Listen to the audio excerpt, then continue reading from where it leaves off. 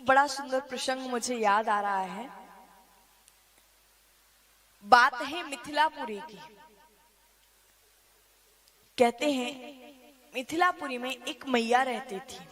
उसका पति नहीं था, पति का प्रणाम तो हो चुका था और वो मैया अपने बालक के साथ में रहती थी। बालक की उम्र थी मात्र केवल 3 वर्ष की। वो 3-4 वर्ष का बालक बच्चों के साथ में खेल रहा था और जब वो बच्चों के साथ में खेल रहा था तो समय था, सावन का महीना था और पूर्णिमा तिथि थी, यानी कि रक्षाबंधन का दिन था। सभी बच्चे अपने अपने हाथ में राखी बांध करके आए और वो बालक भी आया। तो वो बालक भी उन बच्चों के साथ में खेलने लगा। तो उन बच्चों ने उस बालक को भगा दिया, बोले जा जा, तेरे हाथ में राखी नहीं है, आज हम सब राखी राखी वाले खेलेंगे, तेरी तो कोई बहन ही नहीं है। वो बालक रोता रोता आया, क्योंकि वास्तव में गरीबी का हाल ये होता ही है।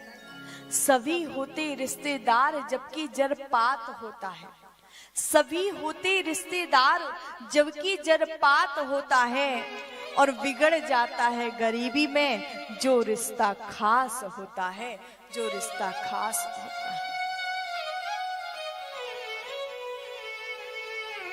आज जैसे ही देखा उस बालक को, वो बालक रोता रोता अपनी माँ के पास में आया। माँ से कहता है, माँ माँ मुझे बहन चाहिए, माँ मुझे बहन चाहिए। माँ कहती तू बावरा हो गया है क्या? नहीं माँ, मेरे मित्र मुझे अपने साथ में नहीं खिलाते हैं। माँ उन्होंने मुझसे कह दिया कि मेरी कोई बहन नहीं है, मेरे किसी ने राखी नहीं बांधी। माँ तू बता मैं क्या करूं? माँ मुझे भी बहन चाहिए, मेरी बहन कहाँ है? अब वो मैया क्या उत्तर दे उस छोटे से बालक को। उस मैया ने कह दिया, बेटा तेरी बहन है पर वो अभी अपने ससुराल में है, तेरी बहन अभी अपनी ससुराल में है। बोले क्या? मेरी बहन का नाम क्या है माँ? अब माँ बोली मैं इसको क्या जवाब दूं। सो कह दिया, बेटा तेरी बहन का नाम है जानकी। बच्चा बोला क्या? मेरी बहन का नाम जानकी है माँ? माँ उसकी ससुराल कहाँ है? बोले बेटा तेरी बहन की ससुराल है अवधपुरी, अवधपुरी में तेरी बहन की ससुराल है। माँ मुझे अपनी बहन के पास जाना है और मुझे राखी बंधवानी है। माँ मुझे आज अभी जाना है। उस माँ की आंखों से झरझर करके अश्रुधारा गिरने लगी।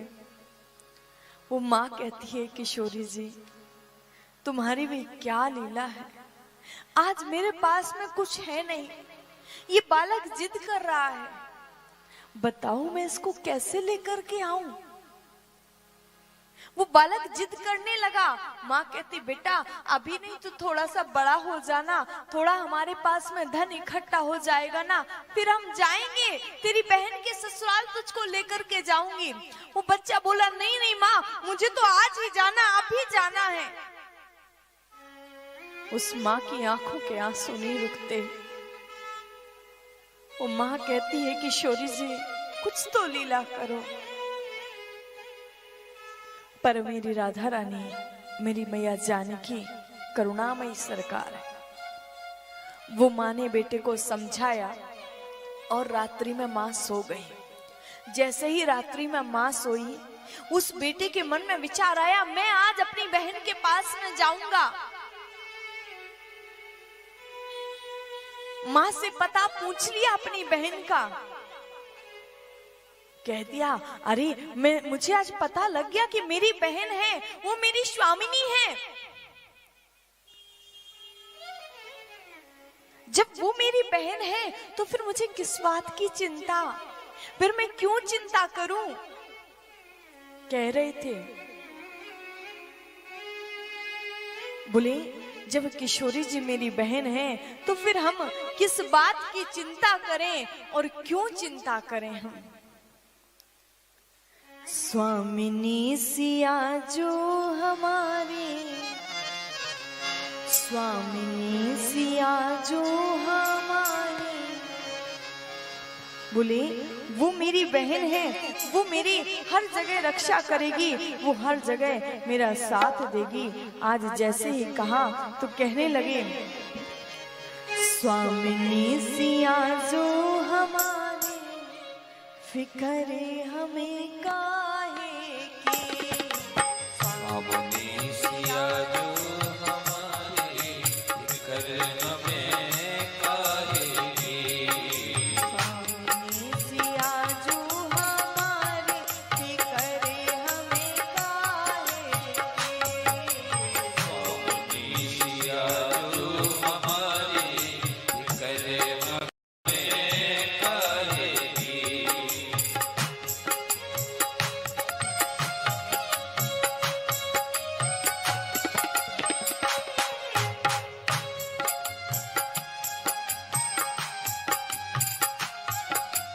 नहीं अरे मिथिला राज विराजते, नहीं अरे मिथिला राज विराजते, नहीं अरे मिथिला राज विराजते। नैहर मिथिला राज विराजते। अवधिपुरी ससुरारी, फिक्रे हमें अवधिपुरी ससुरारी, फिक्र हमें काहे की। आज विचार कर रहा था, माँ के पास में लेटा हुआ था वो छोटा सा बालक। वो बालक सोच रहा था, मैं अपनी बहन के पास जाऊंगा तो क्या लेकर के जाऊंगा, मैं अपनी बहन के पास में क्या लेकर के जाऊंगा। कुछ भी नहीं है, इतनी गरीबी है लोगों की यहाँ पर। आज खाने को होता कल को नहीं होता, पर इनके यहाँ तो आज के आज ही खाने को नहीं था जी। कहते हैं ये बालक उठा अर्धरात्रि को, माँ के पास में 2 साड़ियां थी, एक धुलकर के डाल देती थी, एक पहन लेती थी। और आज जैसे ही आए सो आकर किसने क्या किया, एक साड़ी को तो माँ पहनी हुई थी जो धुली हुई पड़ी हुई थी, उस साड़ी को उठाया और एक पोटली बनाई और पोटली बना करके अवधपुरी के लिए निकल गया। छोटा सा बालक किशोरी जी के प्रति विश्वास और प्रेम को लेकर के आज अवधपुरी के लिए निकल गया। 3 दिन हो गए, 4 दिन हो गए, पर अवधपुरी नहीं पहुंचा। कुछ खाता भी नहीं है, कुछ पीता भी नहीं है। अब तो अपनी बहन से मिलकर के ही रहूंगा मैं। आज विचार करता हुआ जा रहा था, मेरी बहन के पति वो श्री राघवेंद्र सरकार है ना, और मैं उनसे कह दूंगा, भगवान मुझे अपनी नगरी जल्दी बुला लो ना। 4 दिन हो गए, मेरे पैर फटने लगे हैं, प्रभु अपनी नगरी बुला लो ना। आज निवेदन कर रहे थे और श्री राघवेंद्र सरकार से कह रहे थे, प्रभु बस ऐसी कृपा करो कि अब तो जल्दी से मैं आपके पास में पहुंच जाऊं। अरे ले चले अपने नागरिया, कि ले चले अपने नागरिया, अवध बिहारी सांवरिया। ले चल अपनी नागरिया, अवध बिहारी सांवरिया। अवध बिहारी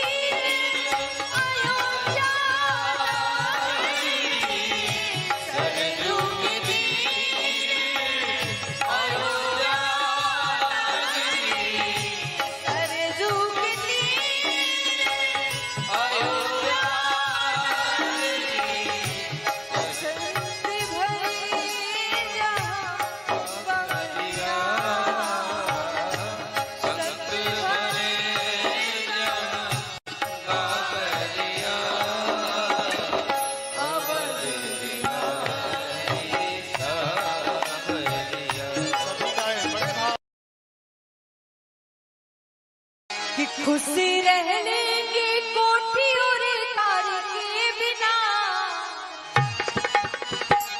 खुशी रह लेंगे कोठी और कार के बिना, जी न पाएंगे, जी न पाएंगे, जी न पाएंगे रजनी सरकार के, वो जी न पाएंगे।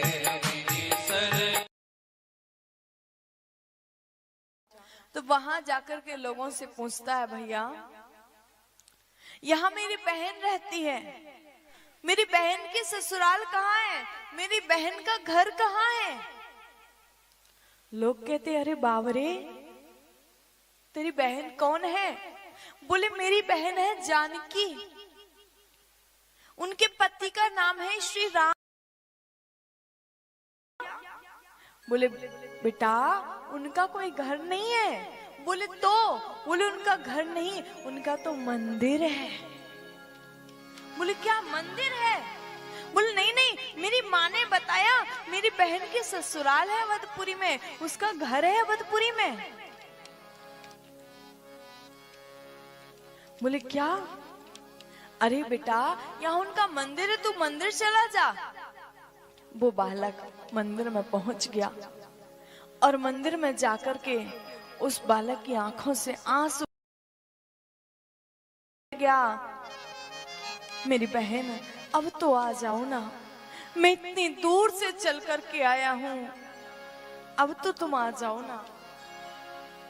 अर्धरात्रि का समय वो नन्हा सा बालक उस मंदिर की दहलीज पर बैठा हुआ है, लेकिन कहते हैं कि हमारे बुलाने में देर होती है, उनकी कृपा करने में देर नहीं होती, उनकी करुणा करने में देर नहीं होती।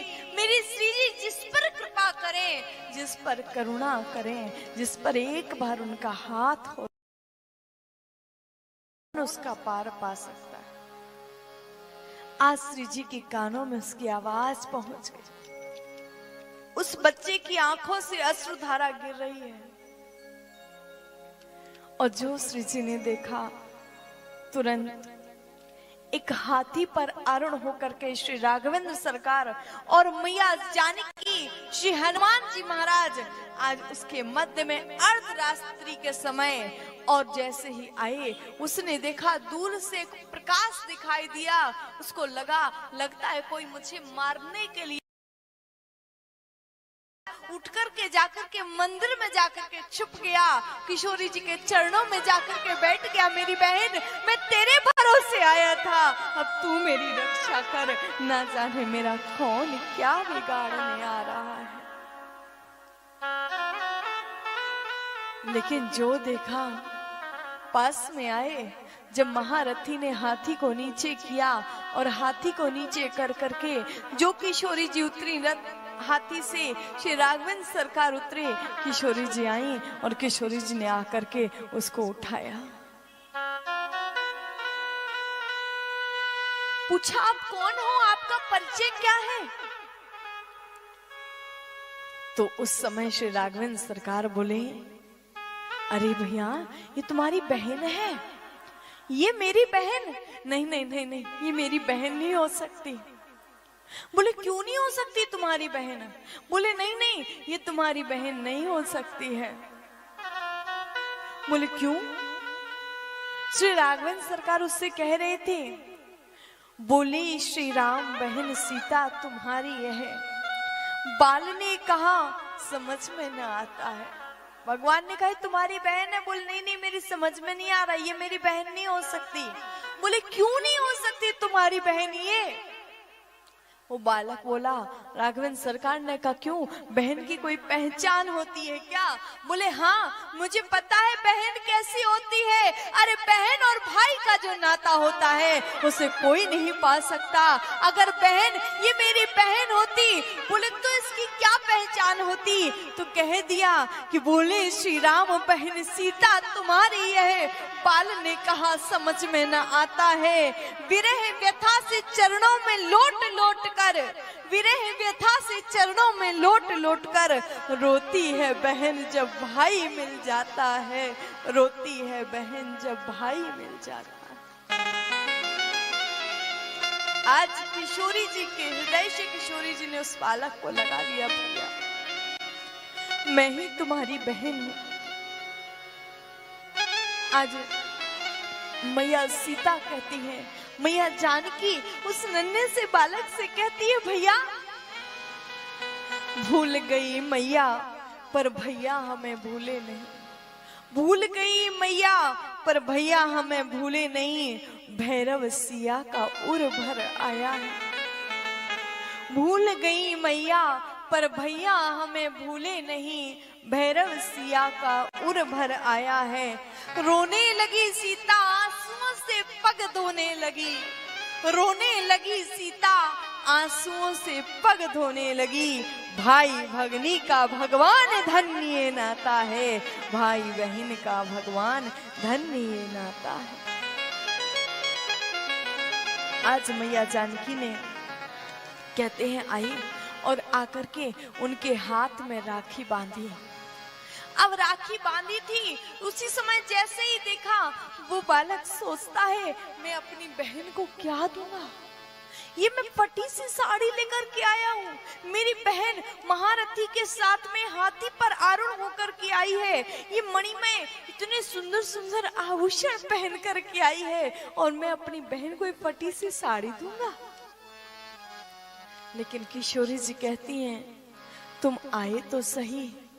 अरे तुम एक बार मेरे पास आओ तो सही। मुझे नहीं आवश्यकता तुम्हारी धन संपत्ति की। अरे मुझे तो आवश्यकता केवल तुम्हारे प्रेम की है। जो तुम प्रेम से लाते हो मैं प्रेम से स्वीकार करती हूँ। आज किशोरी जी बोली भैया तू मेरे लिए कुछ लेकर के नहीं आया। वो बालक कहने लगा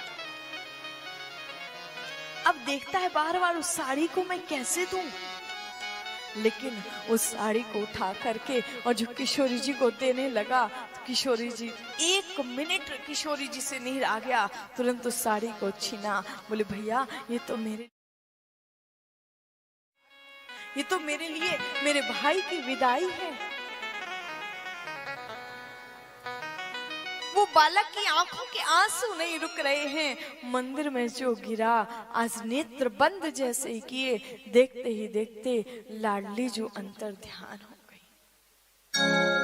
वो बालक रात्रि भर रोता रहा। रात्रि भर रोता रहा। मेरी बहन तू कहां चली गई। मेरी बहन तू कहां चली गई। उसी समय कहते हैं प्रातः काल हुआ तो वशिष्ठ कुंड से एक महात्मा जी आए और महात्मा जी ने जैसे उस बालक को देखा तो समझ गए कि इस बालक पर किशोरी जी की कृपा हो गई है। इस पर लाडली जी की कृपा बरस चुकी है। उस बालक को लेकर के अपने आश्रम में गए और वहां पर किशोरी जी की कुछ सखियां कुछ आभूषण लेकर के आई और कहा ये तुम्हारी बहन ने अपने भाई की पहुनाई भेजी है। लेकिन वो सब पहुनाई लेकर के इन्होंने क्या किया वशिष्ठ कुंड में ही डाल दिया। वो आज भी वहां पर है। वो बालक बड़ा हुआ। बड़े होकर के वहीं अवधपुरी में ही रहने लगा और रहते रहते कुछ समय व्यतीत हुआ। एक दिन की बात कि वो बालक कर क्या रहा था, श्री राम कथा को श्रवण कर रहा था। और जब राम कथा को श्रवण कर रहा था तो उसने सुना श्री रामचरितमानस में कि कैकेयी मैया के कहने पर भगवान वन को चले गए। कैकेयी मैया के कहने पर भगवान को वनवास हुआ और भगवान वन को चले गए। जब ये प्रसंग सुना तो बड़ा गुस्सा आया, बड़ा क्रोध आया। अरे भाई ये क्या बात होती है।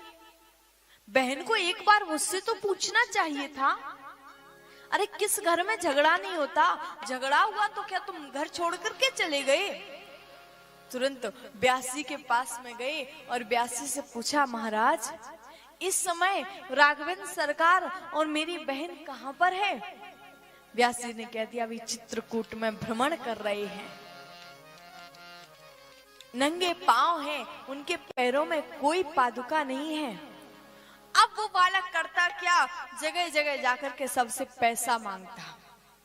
भाई मुझे पैसा दो, मेरी बहन चित्रकूट में है, मुझे उसके लिए पलंग बनवाना है, मुझे उसके लिए जूते खरीदने हैं, मुझे उसके लिए पादुकाएं लेनी है। मांग मांग करके इकट्ठा किया। 3 पलंग लिए, पादुकाएं ली, वस्त्र बनवाए और लेकर के पहुंच गए चित्रकूट में। जब चित्रकूट में गए, मंदाकिनी नदी के किनारे पहुंचे। अब कहते बहन जल्दी आओ, अरे मेरे जीजाजी को लेकर के जल्दी आओ ना बाहर, कहाँ हो तुम? बहुत समय बीत गया लेकिन जब नहीं आई, बोले देखो फिर मैं जंगल में आ जाऊंगा। वो भाई अपने मस्तक पर उन पलंग को रखा हुआ है और जंगल में पहुंच गया। जंगल में भ्रमण कर रहा है। जंगल में भ्रमण करते करते करते करते आज जैसे बीच जंगल में पहुंचा, भगवान ने सोचा न जाने कहाँ भटकता रहेगा। तब प्रभु आए और प्रभु आ करके आज जैसे ही देखा सो उसी समय भगवान आए और आकर के बड़े दिव्य ढंग से आज श्री राघवेंद्र सरकार मैया जानकी और लक्ष्मण जी के साथ में ज्यों ही इसको दर्शन दिया तो उसी समय कहते हैं भगवान से कहा, बोले स्वीकार करो इसको। भगवान बोले नहीं नहीं, हम नहीं स्वीकार करेंगे क्योंकि इस समय हम वनवास में हैं। तो ताना मारने लगे, ओ हो बड़े व्रतधारी बनते हो ना, पलंग पे न बैठेंगे न पहनेंगे जूते, बड़े व्रतधारी के बेटे हैं। मैं कहता हूं आप स्वीकार करो। अरे मैंने कभी किसी से मांगा नहीं है, पर आज आपके लिए मैंने सब जगह में मांगता फिरा, तब जाकर के मैंने पलंग बनवाया, अब तो इसको स्वीकार कर लो। भगवान ने कहा नहीं, मैं स्वीकार नहीं करूंगा। अब एक काम करो, इसको आप स्वीकार करो और आप जाकर के आनंद लो।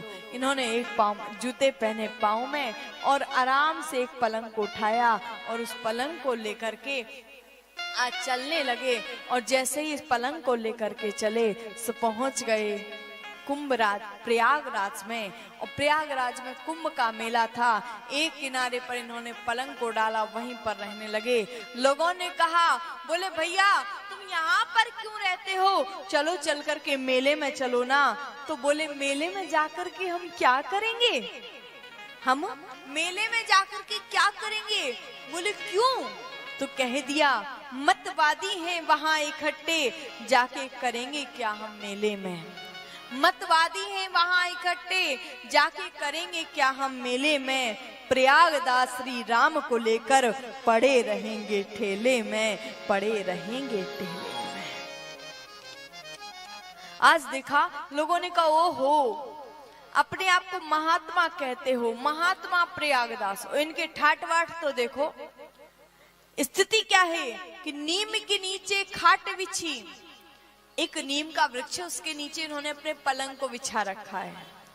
तो कहा है कि नीम के नीचे खाट बिछी और खाट के नीचे करवा, नीम के नीचे खाट बिछी और खाट के नीचे करवा, और प्रयागदास अलमस्ता सोबे राम लला को सरवा, राम लला को सरवा। बोले अरे तो राम लला यहाँ थोड़ी मिलेंगे, तुम्हें कुंभ में मिलेंगे। बोले कुंभ में मिलेंगे तो सुनो हमें नहीं चाहिए। बोले क्यों? तो कह दिया या पूरे संसार में राम नाम इकसार, या पूरे संसार में राम नाम इकसार। और मिथिला की भाषा में साले, जो हमारे यहाँ साले बोलते हैं ना, जीजा साले, साले को बोला जाता है सार मिथिलांचल में।